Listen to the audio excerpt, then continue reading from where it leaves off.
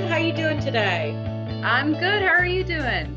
Good. Thanks for meeting with me for this interview. So we just wanted to talk a little bit about how Women's Resources is responding to this current COVID-19 pandemic.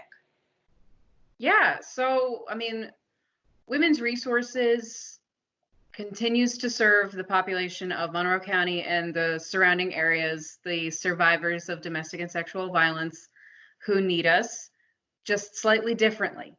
We aren't seeing people face to face, with the courthouse being very restricted on how people are able to come in, including also the hospitals. So any face to face interactions have really stopped, but that hasn't stopped us from reaching out and providing services over the telephone, utilizing things like this video conferencing technology with our clients.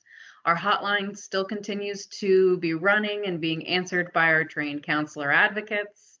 Our shelter is still open and operating.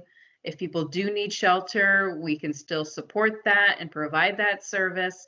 So while during COVID-19 things are different, we're still operating. Women's Resources and other agencies like ours is considered a life-sustaining essential service business. So we do continue to operate just on a slightly adjusted scale. So most of our direct service staff are working from home as they can, doing telehealth counseling. Our legal advocates, instead of going to court, are doing a lot more phone appointments and assisting virtually the clients who are going through the court system. And our shelter counselor advocates are doing adjusted schedules to still meet the needs of those who are staying in our shelter. We can't say that they have to go. We have to provide that service. So those shelter staff still do come in to provide those services. And then people like myself, our finance team, they do have to come in because there's still things that you just can't just do from home. I saw a really good meme that I put out to the team earlier last week, I think, and it was just a shift in perspective, and it really hit me, so I wanted to share it with them. You're not working from home. You are at home during a crisis trying to work. This is nothing like anybody has ever prepared or thought about or planned for. We are flying by the seat of our pants just like everybody else, including health departments and governments and large corporations. We're all figuring it out as we go and doing the best that we can. And I think it's important for us to remember that we don't have to be super people. We're not going to fix everything in a day. And your mindset is crisis focused right now because we're just trying to survive day to day and make things work.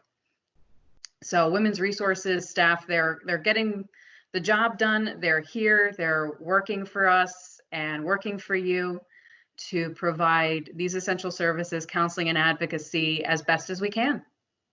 Yeah, absolutely. Thanks for speaking to that. Can you talk or tell us a little bit about what this means kind of on a national and a state level when it comes to domestic violence and sexual assault? How is this social distancing and the isolation affecting victims and survivors? Sure. And I think there was a couple of stories that people have probably seen. This is a very dangerous position for survivors and victims of domestic violence to be sheltering in place, stay at home with their abuser is a potentially very dangerous situation. And this is something that isn't just located for Monroe County, for Pennsylvania. This is all across the country, all across the world, where in a non-COVID-19 world, maybe they or their abuser would be able to go to work. They'd be able to have that safe distance, that safe space. They'd be able to safely go to the hospital to get a test kit or to get an examination. They'd be able to have a face-to-face conversation in person with their counselor or advocate, but they can't do that right now. And I think a lot of the times our survivors are trying to do the best that they can while trying to stay at home. And that means just surviving. And maybe that means putting off reaching out and handling it as best as they can, staying at home.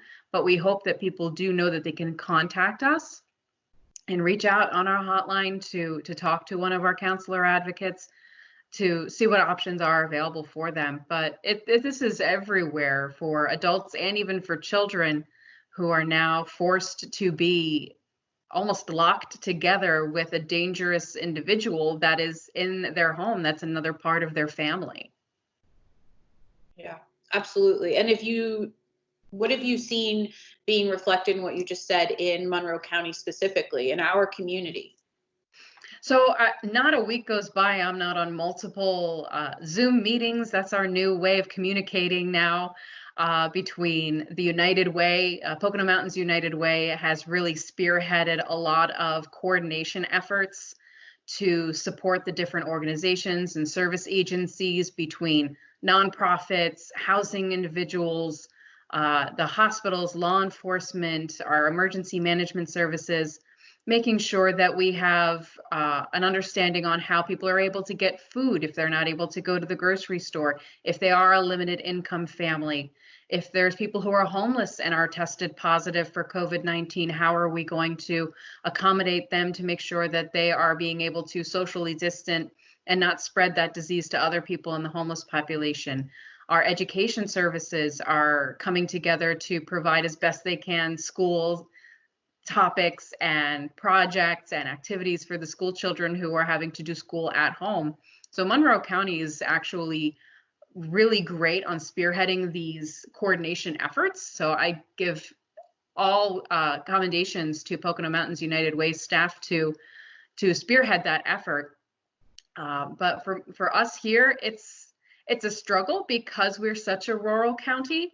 If you're not in the area of like the Stroudsburgs, if you're up in like Tobyhanna or Mount Pocono or Blakesley or in the West End, you're very cut off from a lot of people. You can't walk to a lot of places that if you're in the downtown of the Bergs, you can actually walk to a grocery store or to a gas station. If you're out in the middle of nowhere, and if you don't have a car, that puts you at even higher risk. Absolutely. Well, we're really grateful to Pocono Mountain United Way for spearheading so many of these efforts. Can you speak to, what the future looks like for Monroe County, or I'm sorry, for women's resources moving forward, and how our staff has been responding to this? Yeah, of course. So women's resources, we're here for the duration. We're not going anywhere.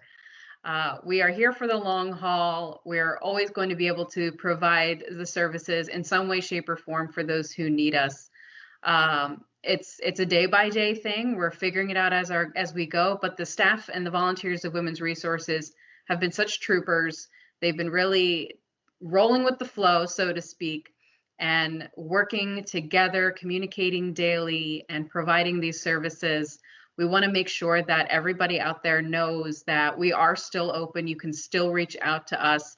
It just might not be the normal quote unquote way of what we would generally do outside of the COVID-19 crisis, but we are still here, and the staff and volunteers have really been steadfast in working together, coming up with new ideas, new inventive ideas to provide these services and to be available for clients, working together to making sure the hotline is covered, that the shelter has the right staff and the right supplies.